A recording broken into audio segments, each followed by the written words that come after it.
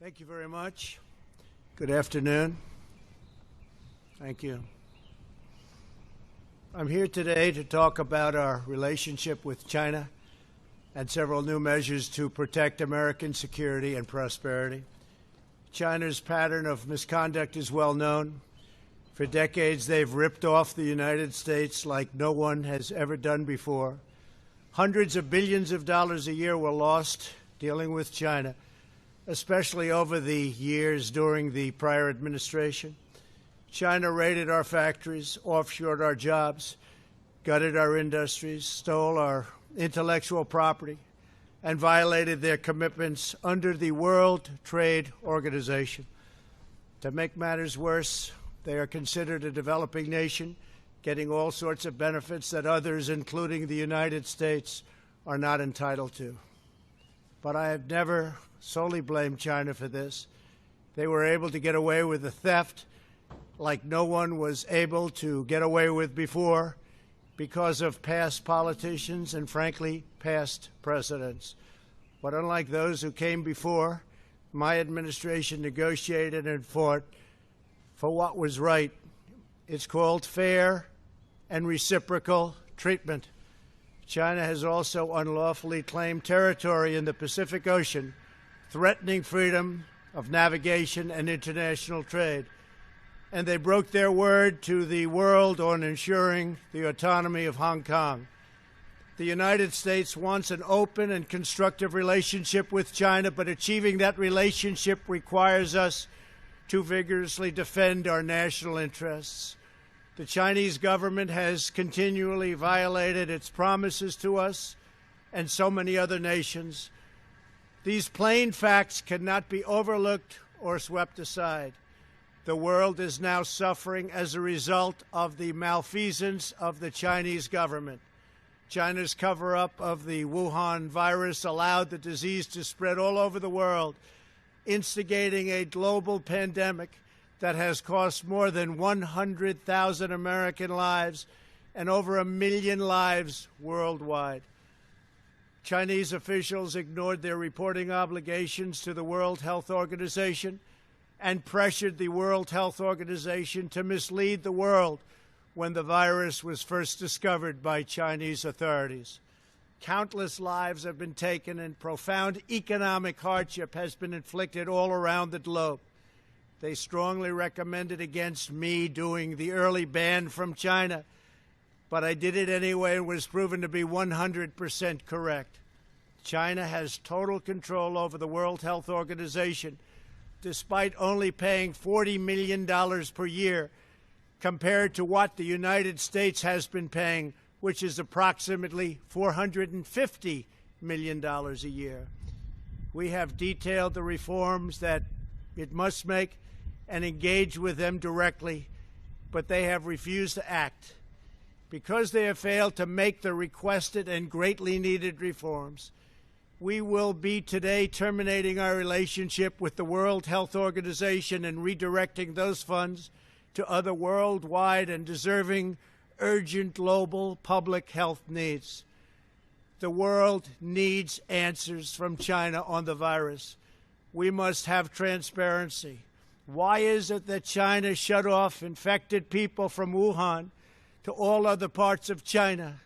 It went nowhere else. It didn't go to Beijing. It went nowhere else. But they allowed them to freely travel throughout the world, including Europe and the United States. The death and destruction caused by this is incalculable.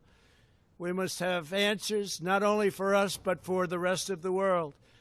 This pandemic has underscored the crucial importance of building up America's economic independence, reshoring our critical supply chains, and protecting America's scientific and technological advances. For years, the government of China has conducted illicit espionage to steal our industrial secrets, of which there are many. Today, I will issue a proclamation to better secure our nation's vital university research and to suspend the entry of certain foreign nationals from China who we have identified as potential security risks. I am also taking action to protect the integrity of America's financial system, by far the best in the world. I am instructing my Presidential Working Group on Financial Markets to study the differing practices of Chinese companies listed on the U.S. financial markets with the goal of protecting American investors. Investment firms should not be subjecting their clients to the hidden and undue risks associated with financing Chinese companies that do not play by the same rules. Americans are entitled to fairness and transparency. Several of the most significant actions we're taking pertain to deeply troubling situations unfolding in Hong Kong. This week, China unilaterally imposed control over Hong Kong's security. This was a plain violation of Beijing's treaty obligations with the United Kingdom in the Declaration of 1984 and explicit provisions of Hong Kong's Basic Law. It has 27 years to go. The Chinese government's move against Hong Kong is the latest in a series of measures that are diminishing the city's long-standing and very proud status. This is a tragedy for the people of Hong Kong, the people of China, and indeed the people of the world. China claims it is protecting national security. But the truth is that Hong Kong was secure and prosperous as a free society. Beijing's decision reverses all of that. It extends the reach of China's invasive state security apparatus into what was formerly a bastion of liberty. China's latest incursion, along with other recent developments that degraded the territory's freedoms, makes clear that Hong Kong is no longer sufficiently autonomous to warrant the special treatment that we have afforded the territory since the handover. China has replaced its promised formula of one country, two systems with one country, one system. Therefore, I am directing my administration to begin the process of eliminating policy exemptions that give Hong Kong different and special treatment. My announcement today will affect the full range of agreements we have with Hong Kong, from our extradition treaty to our export controls on dual-use technologies and more, with few exceptions. We will be revising the State Department's travel advisory for Hong Kong to reflect the increased danger of surveillance and punishment by the Chinese state security apparatus. We will take action to revoke Hong Kong's preferential treatment as a separate customs and travel territory from the rest of China. The United States will also take necessary steps to sanction PRC and Hong Kong officials directly or indirectly involved in eroding Hong Kong's autonomy and just, if you take a look, smothering, absolutely smothering Hong Kong's freedom. Our actions will be strong. Our actions will be meaningful. More than 2 decades ago, on a rainy night in 1997, British soldiers lowered the Union flag and Chinese soldiers raised the Chinese flag in Hong Kong.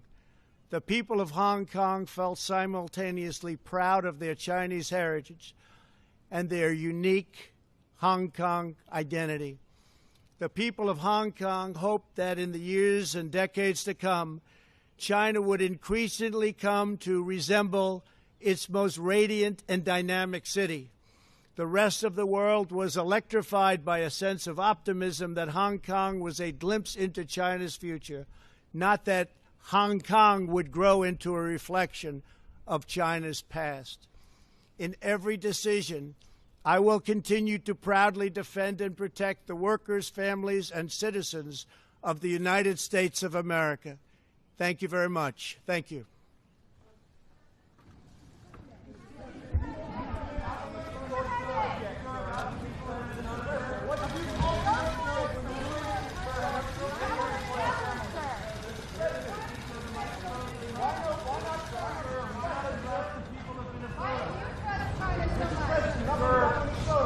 Why not address Minnesota, sir? Bill does the news conference.